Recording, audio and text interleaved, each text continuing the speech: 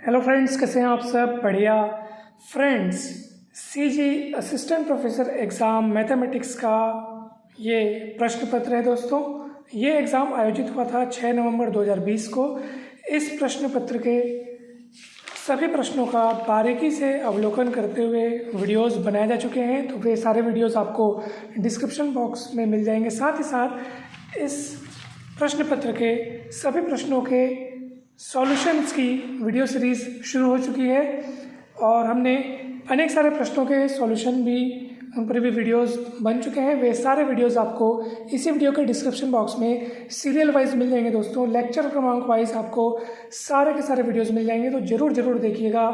अभी तक हमने क्वेश्चन नंबर 1, 2, 3, 4, 5, 6, 7, 8, 9, 10, 11 इन सभी प्रश्नों के सॉल्यूशन बहुत विस्तार पूर्वक, बहुत डिटेल में, पिछले जितने भी बेसिक कंसेप्ट्स हैं उनको समझते हुए हमने इन सभी प्रश्नों के सॉल्यूशन पर वीडियोस बन चुके हैं दोस्तों। तो ज़रूर देखिएगा और कोई भी डाउट हो, कहीं भी कन्फ्यूज़न हो तो ज़रूर पूछिएगा दोस्तों। सहायक प्राध्यापक भर्ती परीक्षा ये जो है, ये मैथ्स का ये सेट बी है दोस्तों, ठीक है। पेपर नंबर 2 है, क्योंकि पेपर नंबर 1 जो है वो कॉमन पेपर होता है छत्तीसगढ़ अध्ययन का, जो कि सबके लिए कॉमन होता है, ठीक है। और पेपर 2 वो सब्जेक्टिव, जो जिस विषय वाला है उसको उसी विषय का क्वेश्चन पेपर मिलता है। तो आप सब देख सकते हैं यहाँ पर।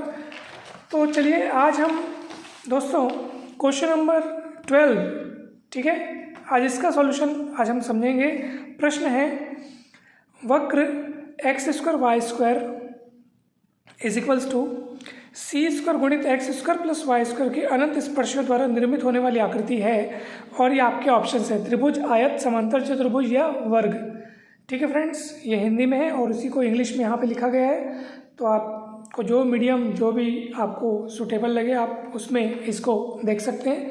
ये इंग्लिश में लिखा गया, the figure formed by the asymptotes of the curve इतना इज ये, ठीक है फ्रेंड्स। तो चलिए अब इसका सॉल्यूशन देखते हैं। फ्रेंड्स, टॉपिक आप देख सकते हैं कि प्रश्न पढ़ते ही टॉपिक समझ में आ चुका है। ये ट्रेसिंग ऑफ कर्व्स का है। ये टॉपिक आपको बीएससी की कौन सी कक्षा में मिलेगा? ये मिलेगा आपको फर्स्ट सेमेस्टर में मिलेगा। फर्स्ट सेमेस्टर में एलिमेंट्री कैलकुलस, प्रारंभिक कलन जो है बीएससी फर्स्ट सेमेस्टर में, तो उसमें आपको ये ट्रेसिंग ऑफ कर्व्स बहुत विस्तार से पढ़ने समझने को मिलेगा। तो आप लोग ज़रूर इस टॉपिक को वहाँ से एक बार पढ़िएगा। चलिए अभी हमको इस वक्र की अनंत स्पर्शियों द्वारा निर्मित होने वाली आकृति के बारे में पता करना है। तो दोस्तों सबसे पहले तो हम एक काम करेंगे, सबको एक तरफ पलटा लेते हैं, ठीक है। चलिए, तो दिए गए वक्र के समीकरण को हम लोग इस तरह से लिख सकते हैं क्या? देखिए तो जरा, x² y² माइनस, इसको इधर पलटा लीजिए और साथ ही साथ लगे हाथ में c² को अंदर गुणा कर लेता हूँ। तो c² x² और c² y², c² x² c² y², इधर दोनों पलट गए, इज इक्वल टू हो गया 0। दोस्तों देखिए, इस वक्र का जो समीकरण है आप देख पा रहे हैं यहाँ पे, इसकी घात 4 है, क्योंकि आप देख सकते हैं 2 और 2 4 घात, ठीक है। तो इसकी घात 4 है, इसका मतलब ये 4 से ज़्यादा अनंत स्पर्शियाँ तो नहीं रखेगा, 4 से अधिक इसकी अनंत स्पर्शी नहीं होगी। और हम एक काम करते हैं, अक्षों के समांतर अनंत स्पर्शी पहले निकाल लेते हैं, ठीक है। तो चलिए, यदि मुझे y अक्ष के समांतर अनंत स्पर्शियाँ जाननी हो, y अक्ष के समांतर अनंत स्पर्शियाँ जाननी हो, तो मुझे क्या करना होगा? तो समीकरण में y के अधिकतम घातांक वाले पद में जो गुणांक होंगे, y के अधिकतम घात वाले पद का जो गुणांक होगा उसको मेरे को 0 के बराबर रखना होगा। तो चलिए देखते हैं y की अधिकतम घात।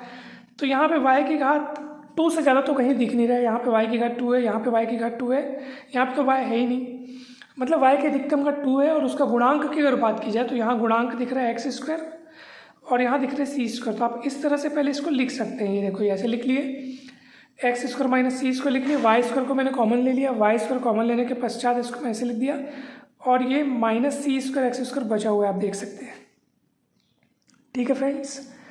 अगर आपको y अक्ष के समांतर अनंत स्पर्शियाँ ज्ञात करनी है तो समीकरण में y के अधिकतम घात वाला जो पद है उसका जो गुणांक है, ठीक है, y के अधिकतम घात के पद वाला जो गुणांक है उसको आप क्या करो, शून्य के बराबर रख दो।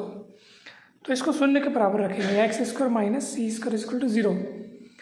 इस तरह से आपके पास x square equal to c square, x equals to plus minus c, ऐसा मिलेगा। ये वाई अक्ष के समांतर अनंत स्पर्शियाँ आपको यहाँ से मिलेंगी। कैसे, ध्यान से देखिएगा।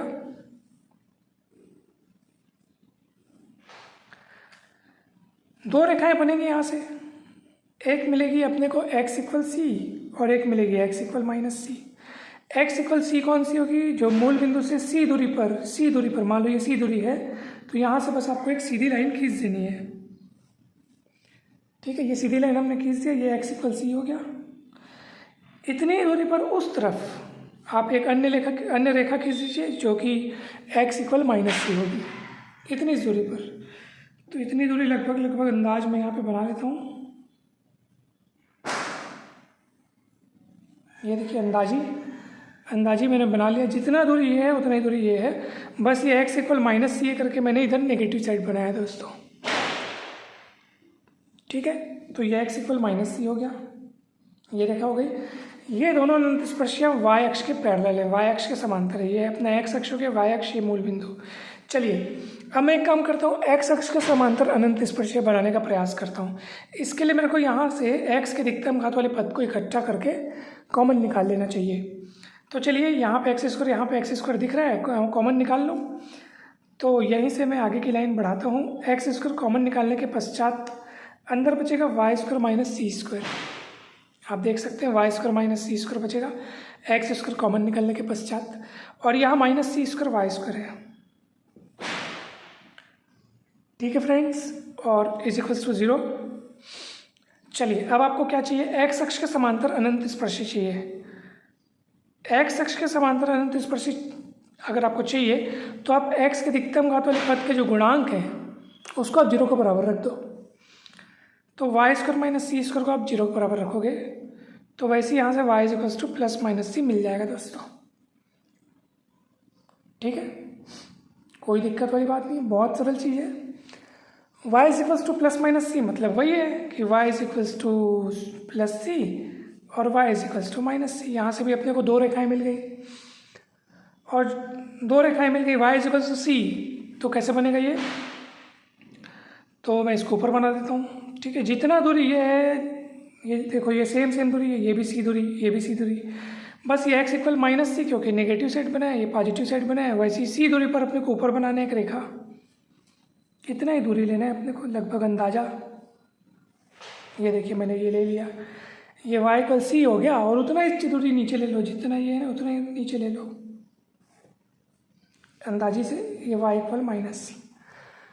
ठीक है फ्रेंड्स, तो आप देखेंगे कि मैंने 4 अनंत स्पर्शें तो बन गई, और ये 4 से ज़्यादा अनंत स्पर्शी रखेगा भी नहीं, क्योंकि इस वक्र की जो घात है, समीकरण की घात 4 है, x और y की घातों का कुल योग 4 है, तो 4 से ज़्यादा अनंत स्पर्शी रखेगा नहीं। 2 यहाँ से मिल गई, 2 यहाँ से मिल गई, 2 y अक्ष के समांतर, 2 x अक्ष के समांतर, तो मैंने चारों को बना दिया। x equal c, x equal minus c, ये दोनों y अक्ष के समांतर, y equal c, y equal minus c, ये दोनों x अक्ष के समांतर। चारों अनंत स्पर्शी बनने के पश्चात चारों एक दूसरे को जहाँ जहाँ कट कर रही है, उन कटी हुई चीज़ों को, कटे हुए बिंदुओं को अगर मैं देखूँ और ये पता करूँ कि कौन सी आकृति बन रही है, तो आपको ये बहुत आसानी से नज़र आ रहा होगा कि एक वर्ग बन रहा है। आप देख सकते हैं जिसकी 4 भुजाएं आपको दिखाई दे रही होंगी। ये चारों भुजाएं जो हैं, ठीक है, ये वर्ग की भुजाएं, चारों भुजाओं की लंबाइयाँ समान है, क्योंकि सब सी दूरी पर बना है, यहाँ से सी दूरी पर है। प्लस माइनस का फर्क तो वो ये है कि भैया एक्स अक्ष की धनात्मक दिशा में, ऋणात्मक दिशा में, वाई अक्ष की धनात्मक दिशा में, ऋणात्मक दिशा में, लेकिन दूरी तो सी ही है, इसलिए वर्ग है। और चारों शीर्ष जो है वो इन अनंत स्पर्शियों के कटान बिंदु ही तो है, इस वर्ग के चारों शीर्ष जो है। तो आप देख सकते हैं वर्ग दिख रहा है, इसलिए ऑप्शन डी आपका करेक्ट होगा दोस्तों। वक्र इतने की अनंत स्पर्शियों द्वारा निर्मित होने वाली आकृति है वर्ग।